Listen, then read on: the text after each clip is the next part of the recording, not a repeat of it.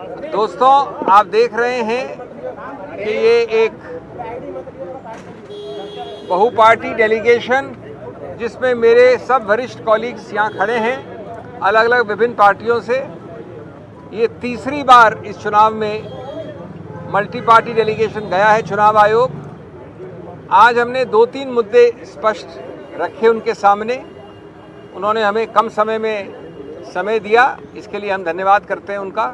सबसे महत्वपूर्ण और अहम मुद्दा ये है कि पोस्टल बैलेट्स ये एक जानी मानी प्रक्रिया है कि चुनाव के परिणाम को एक तरफ से दूसरी तरफ ले जा सकती है। कई बार ऐसा हुआ है कि सभी पार्टियों के बीच में जो फर्क है वोट्स का वो x है, लेकिन पोस्टल बैलेट्स 2x या 3x होते हैं। यानी पोस्टल बैलेट्स निर्णायक सिद्ध होते हैं परिणाम के मामले में। इसलिए चुनाव आयोग ने एक जो रूल है, प्रावधान है, जो एक्ट के अंतर्गत रूल बनता है, जो स्टैट्यूटरी रूल होता है, कोई गाइडलाइन नहीं, कोई चिट्ठी नहीं, उसके अंदर कहा है अंतर्गत कि पोस्टल बैलेट्स की गिनती पहले ली जाएगी। यानी ईवीएम की गिनती के पहले पोस्टल बैलेट्स की गिनती ली जाएगी। ये रूल 54A में लिखा है स्पष्ट रूप से। इस बात को कई बार अलग अलग रूप से चिट्ठियों द्वारा और गाइडलाइंस द्वारा चुनाव आयोग ने दोहराया है। 2019 में बड़े स्पष्ट रूप से कहा कि पहले आप पोस्टल बैलेट की गिनती शुरू करिए, उसके कुछ समय बाद आप ईवीएम की गिनती शुरू कर सकते हैं, लेकिन, और ये बहुत अहम बात है, आप ईवीएम की गिनती खत्म नहीं कर सकते या परिणाम का अंत नहीं कर सकते जब तक पोस्टल बैलेट का पूरा रिजल्ट गणना के बाद घोषित न हो जाए। यानी पोस्टल बैलेट की गणना के बाद उसका परिणाम पहले घोषित करना अनिवार्य है। और अगर आप अंत तक पहुंच गए ईवीएम में तो उसको रोकिए जब तक पोस्टल बैलेट का आप परिणाम घोषित न करें। इसके बावजूद, और ये हमारी याचिका है, ये हमारी कंप्लेंट थी आज चुनाव आयोग से, चुनाव आयोग ने गाइडलाइंस द्वारा इस स्टैट्यूटरी रूल नियम को बदला है। वो नहीं किया जा सकता कानून में। गाइडलाइंस द्वारा किसी रूल को नहीं बदला जा सकता। उन्होंने गाइडलाइंस द्वारा जो पुरानी गाइडलाइंस थी 2019 वाली, जो मैंने बताई अभी आपको, उसको हटा दिया है, उसको निरस्त कर दिया है। और इसका बड़ा सरल और सीधा परिणाम ये होता है कि ईवीएम की पूरी गणना हो जाए अंत तक, तब तक भी पोस्टल बैलेट की निर्णय की घोषणा करना अनिवार्य नहीं रहा है। अब हमारे को पता है कि कई बार ऐसा हुआ है कि पोस्टल बैलेट के आधार पर निर्णय उत्तर से दक्षिण हो गया है, पूर्व से पश्चिम हो गया है। इसीलिए ये प्रावधान बनाया गया था, यही इसका औचित्य है। इसलिए ये अति आवश्यक है कि आप कानून के अंतर्गत एक गाइडलाइन द्वारा नियम को नहीं बदल सकते। बी, पोस्टल बैलेट जो निर्णायक एक रोल प्ले करता है उसके लिए भी अनिवार्य है कि उसको पहले गिना जाए। और तीसरा कि एक लेवल प्लेइंग फील्ड के लिए, गणतंत्र के लिए, स्वतंत्र चुनाव के लिए, जो कि संविधान के मूल तत्वों का एक अभिन्न अंग माना गया है, ये आवश्यक है कि जो पुराना रूल था उसी को फॉलो किया जाए, जो प्रावधान अभी भी है उसी को रूल किया जाए। Friends, very briefly in English, we went, as you can see, this is the third multi-party delegation during this process, and my very eminent colleagues from different parties are standing here. I'm not taking names. This multi-party delegation spent time with the Election Commission, and we are very grateful. They gave us time at short notice on 2 or 3 major issues. The most important was the vital importance of counting postal ballots first, of declaring the result of postal ballots first. This is very clearly stated in the statutory rule, Rule 54A, which specifically says that you shall take up and deal with the postal ballots first. First is not my word, it is a statutory rule. This has been understood by the Election Commission over the years, and in particular the Election Commission elaborated this in 2019 in writing.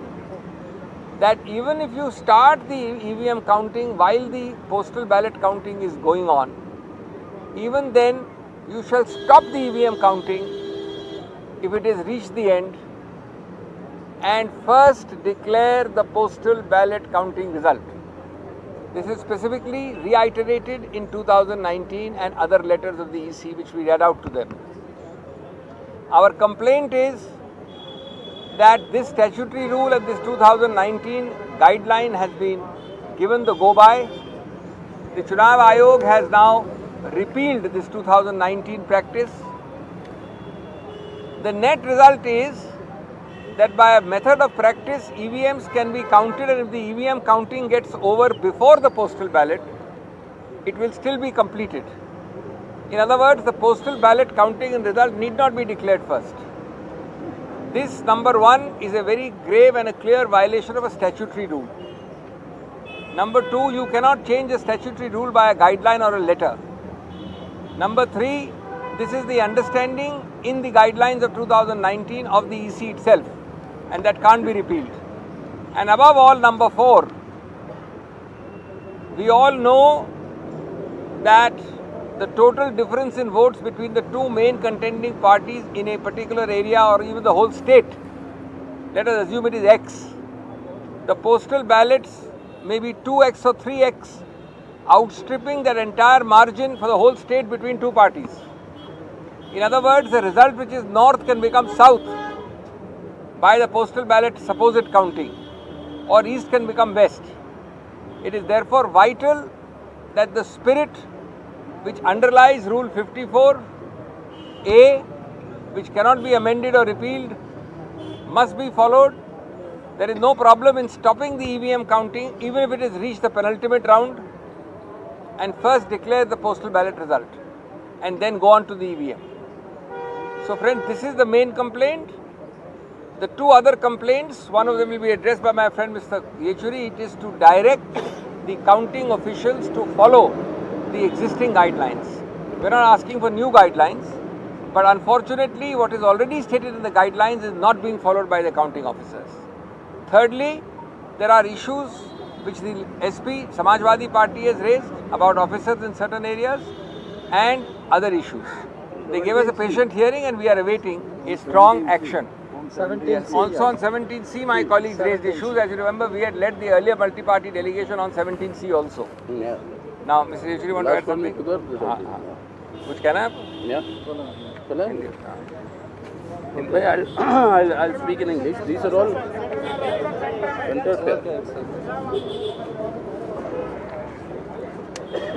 ठीक है. मैं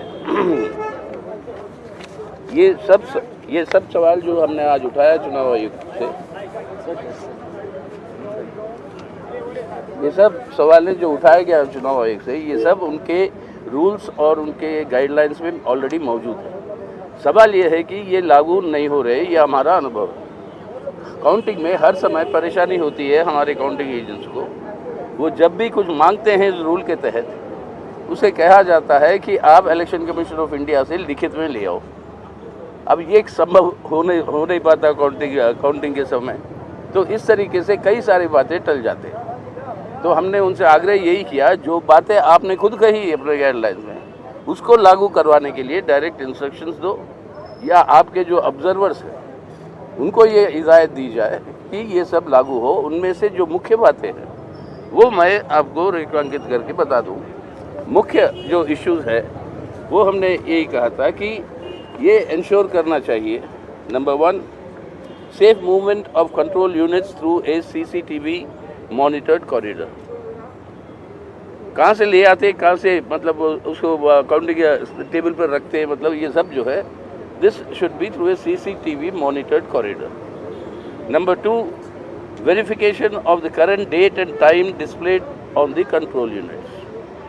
ये verification बहुत important है, क्योंकि जब तक ये वेरीफाई नहीं होता वो ऑथेंटिसिटी आपको नहीं मिलती कि ये वही कंट्रोल यूनिट है जो वहाँ से आया पोलिंग बूथ से, ये बदला नहीं गया. तीसरा, confirmation of the start and end time and date of polling and date of voting process in the counting agents. वही उसी मशीन से जो आता है data, that has to be confirm.